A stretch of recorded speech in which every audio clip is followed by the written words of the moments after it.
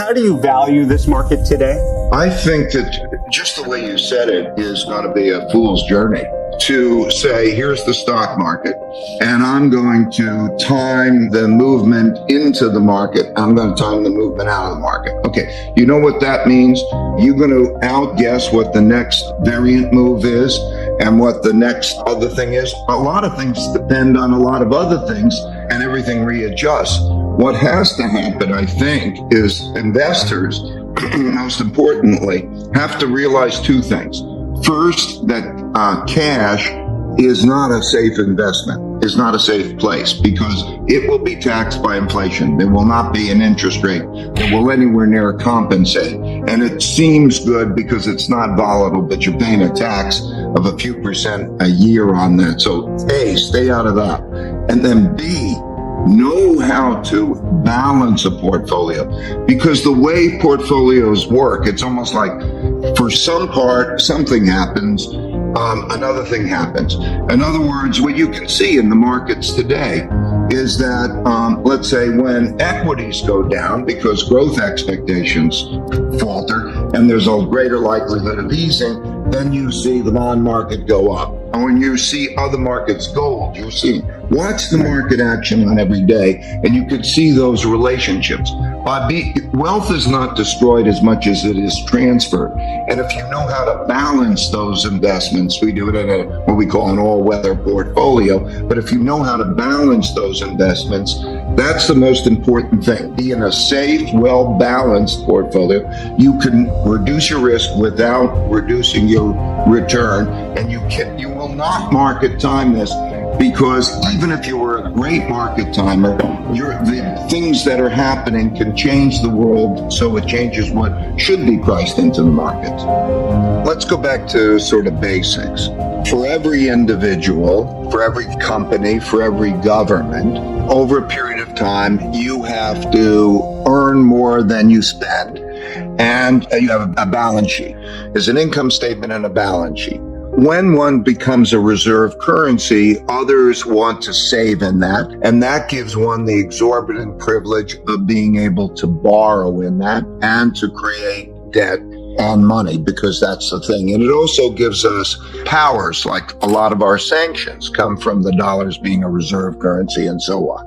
However, through history, it has always happened that currencies are devalued or destroyed. And in that cycle, when it becomes unattractive to own bonds or debt instruments in that currency, there's a supply-demand problem. Because a bond is a promise to receive currency. So what you are is, when you own a bond, you're loaned a lot of currency because that's what they promise to give you, and they have the printing press. And then there are shifts that happen. Who is accounting for world trade? Right now, China counts a larger share of world trade than the United States, for example. So what we are doing is we are in a fiat monetary system in which we are running very large deficits that we are monetizing, and that those deficits produce bonds that have to be sold. When I look at the supply and demand for those bonds, I know who the buyers are. There are a limited number of really big buyers. And so I look at their portfolios and so I calculate what that is. There's not going to be enough demand for those bonds, and there's going to be a need for more monetization of that debt. And so the answer is yes, we're producing a change in the storehold of wealth. And you've seen it in the markets, because just think of it in a mechanistic sense.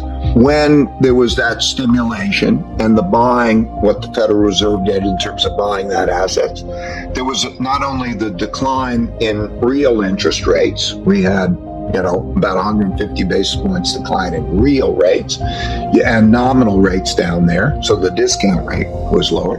You also had a lot of liquidity which came in, and the world now has an enormous amount of liquidity bidding for financial assets. And so If you increase the supply of bonds and you increase the amount of money, bonds are going to be worth less relative to other things, and you're seeing a shift in the storehold of wealth. And like the 1933 period, when Roosevelt did the same moves in 1933, you then saw assets rise because they're alternative storeholds of the wealth. That's what we saw in terms of the liquidity move that we've happened in market, also included in gold and so on. And so that's how it looks to me in terms of the comparison. We're now in a new era. We're in a new era. We are pressing the limits of that. And that money, at the end of the day, whoever's accepting that reserve currency's got to believe in it. Hey, Ray, one of the things you do write about is China. Some would argue that you have a generous or more sympathetic view to China than perhaps some of the most hawks, if you will, about China.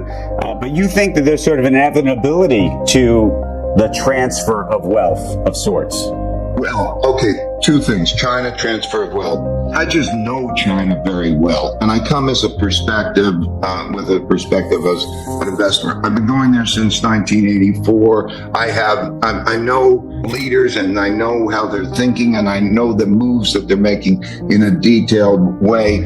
And I'm just trying to share what that perspective is, because I think a lot of people make typical moves. And I think you have to really understand, first thing you have to understand, because it has been a remarkably successful place.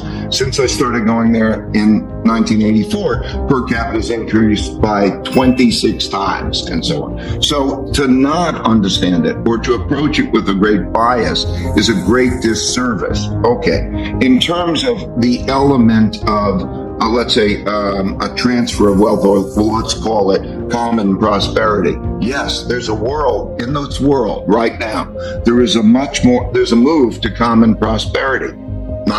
I think that that move, what does it mean at a technical level? That's not take your money away. But here, I would say what are called progressives here are much more left than what we would call progressives or whatever the Chinese policies are doing. But yes, worldwide, there has to be common prosperity, or let's call it broad prosperity. And the question is whether that's going to come about by productivity or not. It doesn't mean that you're going to have like a communism that's going to take all of that. There's going to be a lot of productivity in China. And so, again, diversifying the portfolio. Right. You look at the United States elsewhere, you have to diversify. And there are things that are going on. And also, let's just think about capital flows. China is becoming an effective place to invest money. Something like 40%, over 40% of the IPOs are going to be Chinese stocks on Chinese markets and so on. And capital flows work that way. And history has shown us that when there's an empire, an emerging empire, they build the financial markets, they build the financial system. So Amsterdam was the world's financial center during the empire when there was the Dutch guilder. London was the financial center of the British Empire. U.S., we had New York. And so we're seeing that merge. All of that changes the supply and the demand that is threatening to the reserve currency status. Just imagine it's a state, okay? The state of Connecticut, the state of Illinois, and so on. And you can't print the money.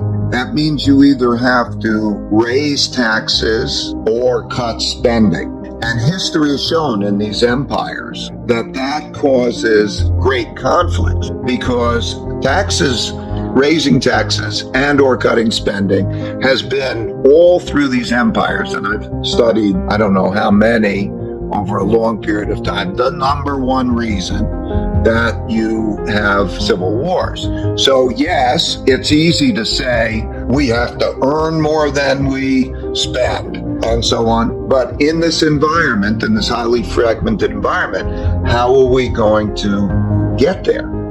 What I decided to do, I was doing the research for myself in Bridgewater, because what I learned through my life is that all the surprises, the big surprises and mistakes I made whenever they occurred were things that didn't happen in my lifetime before. but happened before my lifetime. Like in 1971, I was clerking on the floor of the New York Stock Exchange. August 15th, I remember it very well. Nixon announces that money as we know it is not any longer going to exist, and people wouldn't accept money, dollars in Europe.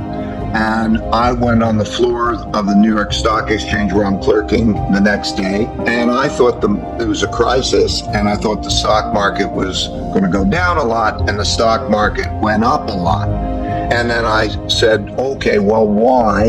And I studied history. And I studied devaluations. And I studied that the exact same thing happened on March 5th, 1933, with Roosevelt's move, and I understood when you devalue, you reflate, and it has this positive effect on that. So what's happened recently is that I've observed three big things that are going on that haven't happened in our lifetimes, and that they're big, big, big things. And so those three big things led me to want to study them in history. And they are what's going on with money and credit as you get zero interest rate, and everybody needs a lot more spending power. The production of a lot of debt that is monetized and directed by the central government to the places they want it to go because the capital markets won't get them there in that way. That phenomenon came loud and clear through COVID, but it existed before. And so that leads me to the supply and demand of money and credit. And I realized who gets it and who doesn't get it drives not only the markets, it drives our lives. So that's one. The second factor is the emergence of populism and the wealth gap. So when Donald Trump got elected, and there's a lot of populism around the world, that didn't used to happen in developed countries in the same way. And I decided to study the distribution, the deciles. So I took the bottom 60% of the population and I looked at those conditions and so on. And I realized that the wealth gap today is the largest since it was in the 30s. Now, monetary policy I'm talking about, last time that happened, zero interest rates, a lot of monetization, 1930 to 45 period. The wealth gap and the conflicts that we're dealing, last time that happened, 1930 to 45 period. So that factor, we're at each other's throats. We have conflicts primarily over money and wealth, and that defines tax policy. So when we look into the new administration, whatever that may be, we're going to think about those policies. I needed to put that in perspective. And then the third is the rise of a great power to challenging an existing great power. The world order that we're in began in 1945. The United States won the war.